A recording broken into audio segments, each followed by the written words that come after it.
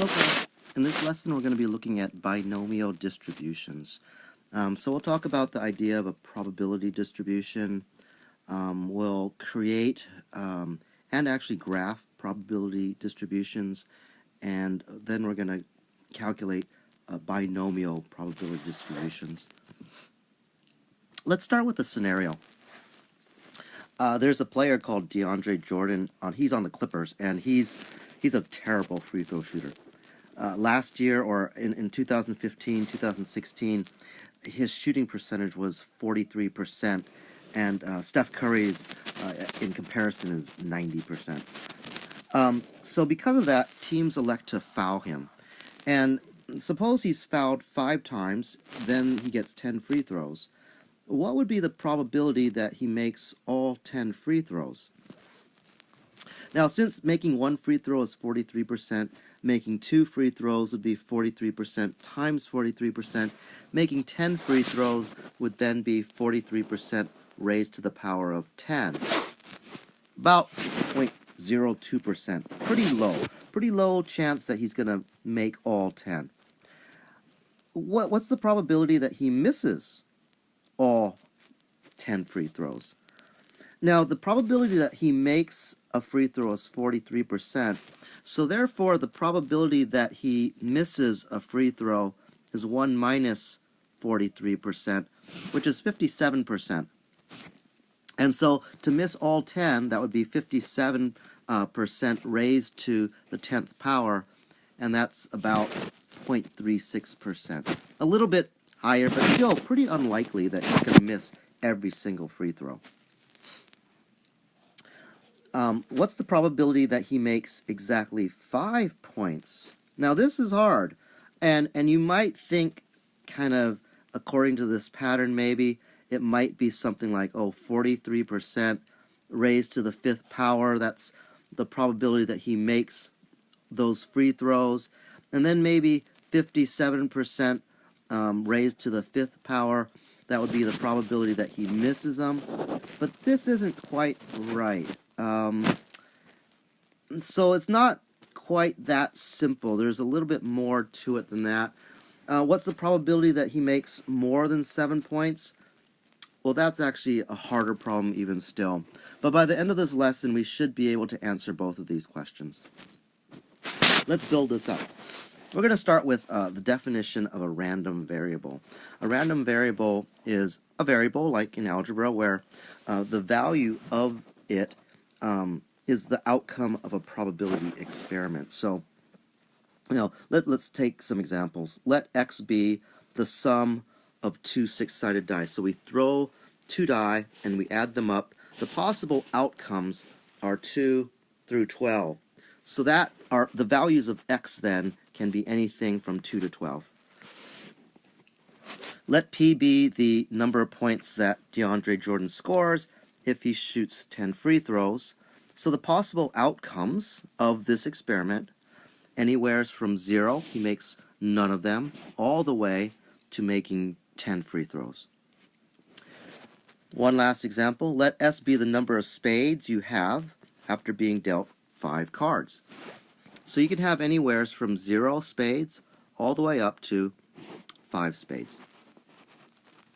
Okay, so we've defined a random variable. Now we're going to define this probability function. So this is, standard function notation, but in this case, p of x, p is what we're going to call a probability distribution function. And kind of for the sake of this lesson, you can really just think of it as a probability function. It's a probability function that returns the probability that x will happen. So for example, p of s is the probability of getting s number of spades. P of 4 then is the probability of getting 4 spades. So if we had a function here, p of 8 would be the probability that DeAndre Jordan makes 8 free throws in his 10 attempts. So let's actually create and kind of figure out the probability function for an experiment where we flip a coin 4 times And I've listed out every single possibility here. There's 16 possibilities. And so our random variable x here is defined to be the number of heads that we get when we flip a coin 4 times. So the probability that we get 0 heads, in this case, there's only one case right down here where there's no heads at all. So 1 out of 16 times we'll get 0 heads. Continuing on, 4 times out of 16 we will get 1 head. These have 1 head each. 6 out of 16 times we'll get 2. 4 out of 16 times we'll get 3. And then 1 time we'll get all 4 heads.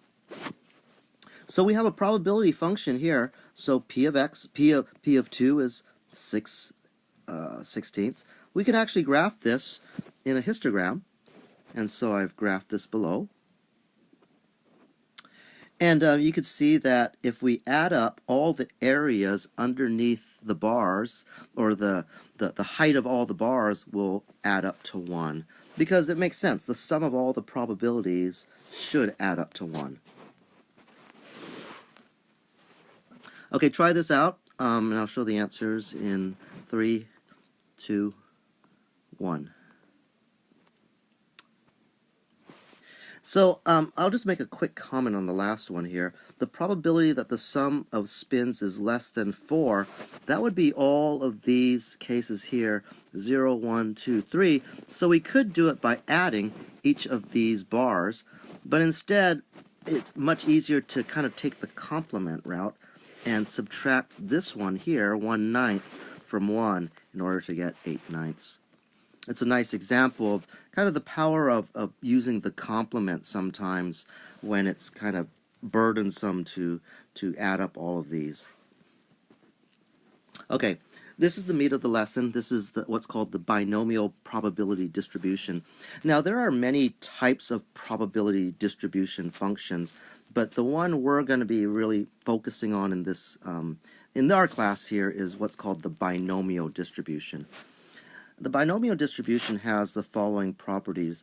There are n trials. For example, 10 free throws are done, or I flip a coin 5 times. Each of the trials has either what we call a success or a failure. So, for example, we either make the free throw or we miss the free throw. We get a heads or we get a tails.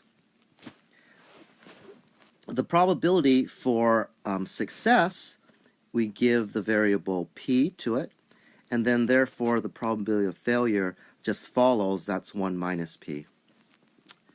And then finally we have our random variable, which is k. That's the number of successes in n trials. So for example, k could be 5